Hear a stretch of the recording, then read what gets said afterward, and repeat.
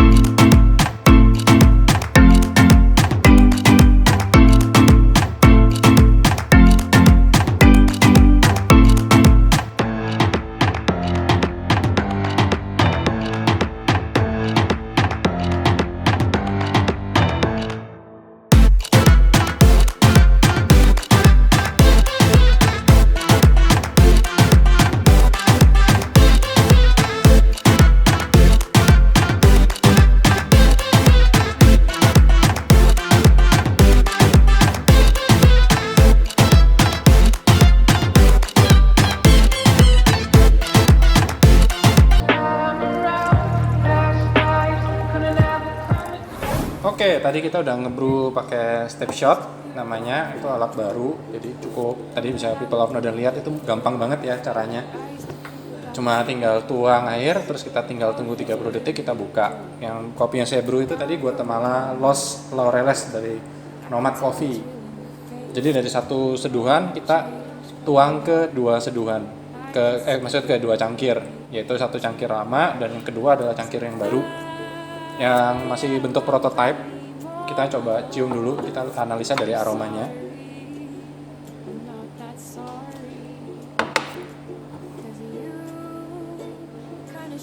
Nah, ternyata dari aromanya aja tuh dari intensitasnya sudah berbeda. Kalau yang ini kita dapat, maksudnya kita dapat aroma yang segaris, misalkan seperti ke arah buah plum atau ke arah milk coklat, susu atau susu coklat.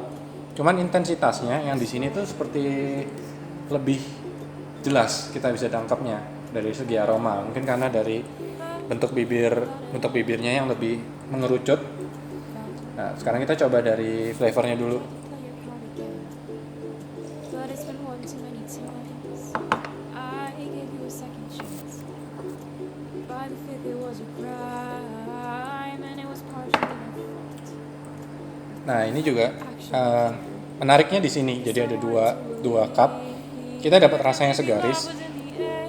Tapi pada saat di sini seperti panasnya lebih cepat turun dibandingkan di cup yang kedua.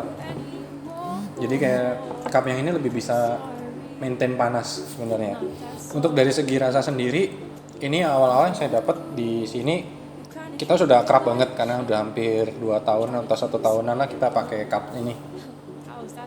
Itu ya jadi dapat smooth sama kita dapat acidity-nya yang ke highlight pada saat suhu mulai panas, pada saat suhu masih panas. Sementara di cup yang ini kayak kita dapat acidity-nya mungkin lebih sedikit turun, tapi kayak flavornya itu lebih keluar atau lebih jelas. Kayak misalnya kita bisa dapat plum di sini, tapi kita bisa dapat plum clarity-nya lebih jelas yang di sini. Nah, kita coba lagi sekarang, mungkin suhunya udah mulai turun lagi. I don't love you anymore. I'm sorry, not that sorry. 'Cause you honestly treated me. Nah, lucunya di sini juga di aftertaste-nya juga kita lihat. Saya juga dapat aftertaste-nya yang segaris, maksudnya hampir sama dua-duanya, sweet dan pleasant. Tapi di cup yang kedua ini seperti lebih panjang. Nah, itu seperti kalau kita lihat sendiri mungkin dari pengaruh dari aroma yang intens di sini. Tapi kalau kita lihat, kalau kita minum, kita lihat di sini, hidung kita seperti masuk ke dalam cup ini. Sementara kalau yang di sini, nah ini masuk juga tapi masih ada gap. Nah, jadi kita bisa dapat ada intensitas lebih di sini, jadi akhirnya panjang di aftertaste-nya karena di hidung kita ada sensori namanya olfactory. Nah, di situ juga mungkin yang bikin akhirnya cup ini bisa lebih menghadirkan clarity pada flavor gitu. Untuk body kita lihat lagi.